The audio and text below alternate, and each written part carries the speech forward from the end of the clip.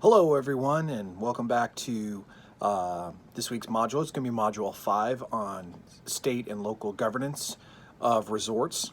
Back in sunny, beautiful Ohio, we're actually preparing for the winter storm that's coming, so I hope everybody out there stays safe, and please make sure that if you have to travel, you are doing it safely. So we want everybody to return in one piece. But this week's lecture and study material can be very interesting. It can be something that you can really deep dive into if you are planning a career or already work in hotel and resort management. I learned a ton about local municipalities and laws, statutes when I worked for both Walt Disney World and Marriott. And so, you can really find some interesting things that you may not have known when reading the material. One thing to keep in mind right off the bat with this chapter is, again, the author of this textbook likes to look through the lens of a lot of things through an international way, cites a lot of examples of international resorts and governance here in the United States. We see some, but we don't see a lot of state or government sponsored tourism. Again, there is some examples, but in other countries, the airlines, the trains, the resorts, the casinos, the cruise ships, a whole number of things can actually be state or government run. So just keep that in mind when you're reading through some of the material. You'll see outside of the United States a little bit of a different lens of governance than inside the United States, where we see an overwhelming majority of hospitality, tourism, and resort management is through the private sector, again, with some few examples. So please just keep that in mind. Just mentioned, state-funded tourism. This could be anything from a government owning a piece of property or land, or a casino or a resort, a cruise ship, planes, airlines. But state-funded tourism can also be a state tourism board. A couple of examples I like to use are Pure Michigan, great campaign, and there's a video on that in this lecture. I think all of us that at one time had cable or still have cable, like me, old guy, see the advertisements for Pure Michigan. Visit Florida is another one. Again, really close to my heart, but you see them from New York, you see them from California. You're starting to see a lot of these state and local tourism boards promoting people to visit their sites or their places of business. And a lot of those, again, speaking with very broad strokes here, a lot of those are taxpayer funded or room tax funded. So, we'll have our discussion a little bit later in this module about people's feelings on spending that money on tourism boards, or if it could be reinvested elsewhere. Always a spirited debate when it comes to state-sponsored or tax-funded tourism dollars. One big example that I like to use here in the United States is a former resort manager in the hospitality industry, something that when I started I knew nothing about, but it's an excellent example of governance in resort management and having to follow certain laws or statute. It's called the Hotel Limited Liability Statute, or you also may hear it called Hotel Innkeeper Statute. And what this is it places a cap or a limit on the liability that a hotel or resort may be on the hook for or responsible for stolen property. Let me give you an example. Purdue University opens up a nice mega resort in Indiana there, and everybody comes to that resort. For some reason, it's right next to an awesome theme park or venue or something like that. And a guest leaves their $10,000 Rolex unsecured in their room. They leave the room. They come back sometime later and they find out that it's gone. And the guest wants the hotel to be on the hook for the entire $10,000.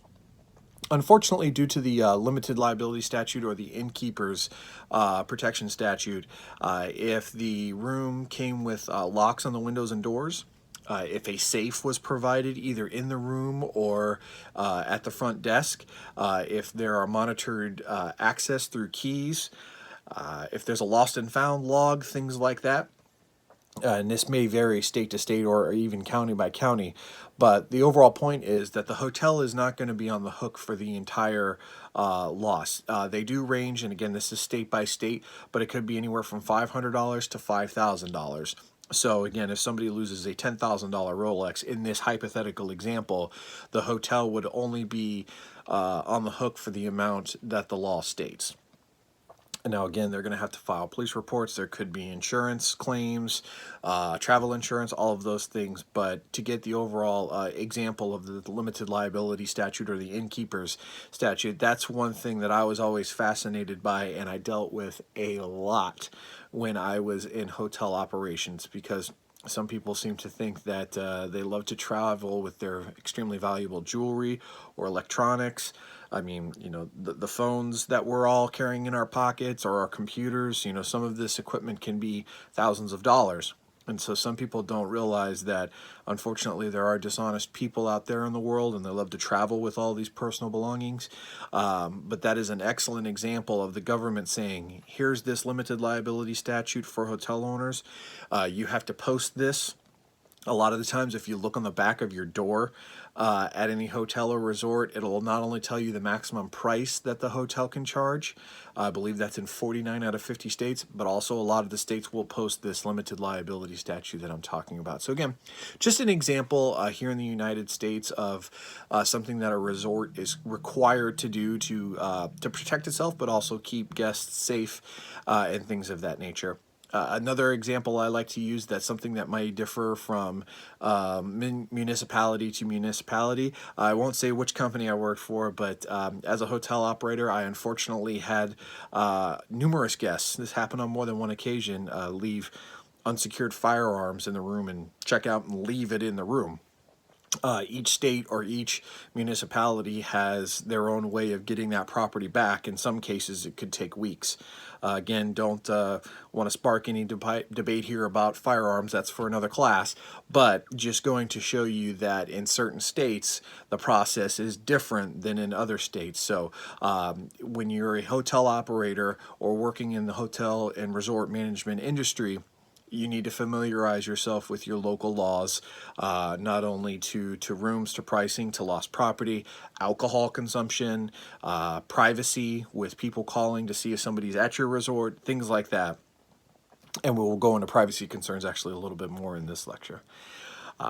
Something that I like to point out to my students here in the United States and abroad, if you've ever been looking for a hotel room, either on their website, their app, or one of these third-party sites like Trivago or things like that, in the United States, we have pretty lenient pricing laws. You may see a resort advertising a room for $100. And by the time you get your bill, the stay for that night was $170 with tax, with resort fees, with all of those things. Because here in the United States, again, we have pretty lax laws when it comes to pricing and advertising. I can say in the UK, much of Europe, and even in Asia, a lot of countries around the world, the pricing and advertising laws are a little bit more strict, meaning you have to post everything. This is the cost of the room, or this is the cost of the stay of the resort, or if it's all inclusive, that means everything, including travel, parking, all of those things. So that's another one of those examples that I like to show students, that here in the United States, pricing laws or rules may be a little bit different than in other countries. I mentioned earlier in the lecture privacy concerns.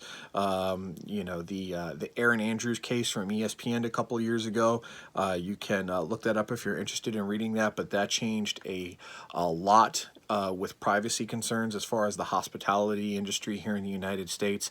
Again, if you call a resort, you're not supposed to be given personal information over the phone or even acknowledge if a guest is staying there or not, and that's for safety and privacy concerns, maybe a domestic situation or confidentiality, any of the above. But you saw a lot of changes come with that.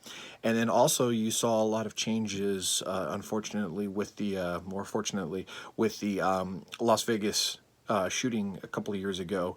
I can say that when I visited Disney the last couple of times, somebody actually came in once a day and inspected the room. Even if you had the "Do Not Disturb" sign on the door, they would call and send a representative from the hotel to come inspect the room. Again, that's to keep everybody safe and to make sure that there's nothing nefarious going on, which is a good thing. But it's just one of those changes. Now, that's not being driven by any national law or anything like that. But I think more local municipalities have instituted things with privacy concerns and making sure that rooms are being inspected and such. The last thing I wanted to mention about governance in resorts is local laws. You'll see a lot of impact around the country. You'll see that alcohol serving hours may be different. There's a lot of differences with hotel credit. You don't see a lot of all-inclusive resorts here in the United States. There's only one or two examples of how some mega resorts may skirt around that, but in the Caribbean and Latin America, you see a ton of all-inclusive resorts, including alcohol. You see a lot of rules and regulations around casino credits and things like that.